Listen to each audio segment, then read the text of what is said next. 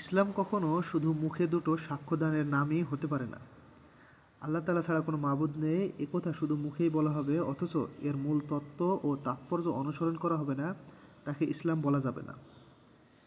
একথার তাৎপর্য হলো ইলাহ বা মাবুদ হিসেবে আল্লাহর একত্ব এবং বিশ্বের শাসক ও পরিচালক হিসেবেও আল্লাহর একত্ব, একচ্ছত্র কর্তৃত্ব, সর্বময় প্রভুত্ব মেনে নেওয়া। অনুরূপভাবে মুহাম্মদ সাল্লাল্লাহু আলাইহি ওয়াসাল্লাম আল্লাহর রসূল একথারও মূল তত্ত্ব ও তাৎপর্য অনুসরণ না করে শুধু মুখে বললেই তাকে ইসলাম বলে গণ্য করা যাবে না।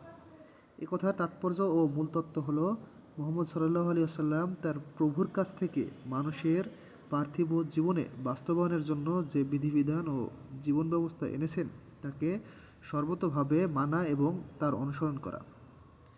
আল্লাহর একত্ব, অদৃশ্য বিষয়সমূহ, কিয়ামত ও রাসূলদের প্রতি শুধু মনে দৃঢ় বিশ্বাস স্থাপন করলেই তা ইসলাম বলে গণ্য হবে না, যতক্ষণ তা কার্যে পরিণত ও বাস্তবায়িত না করা হবে।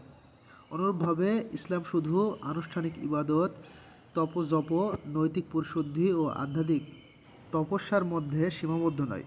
এই সব কিছুর বাস্তব ও কার্যকর প্রভাব যতক্ষণ তার কর্মজীবনে না পড়বে, যতক্ষণ সেই আল্লাহর ভয়ে গোটা জীবনকে তার বিধানের আলোকে পরিশুদ্ধ না করা হবে, তাকে ইসলাম বলা যাবে না। কেননা বাস্তব জীবনে প্রভাব বিস্তার না করলে এইসব ইবাদত ও জিকির তাসবিহ নিষ্ফল হবে। এই হচ্ছে আল্লাহর মনোনীত ইসলাম।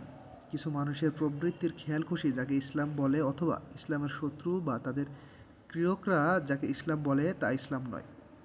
আর আল্লাহ তাআলা যেভাবে চেয়েছেন সেভাবে ইসলামকে জানা ও বোঝার পরও যারা তাকে সেভাবে গ্রহণ না করে তারা আখেরাতে ক্ষতিগ্রস্তদের অন্তর্ভুক্ত হবে।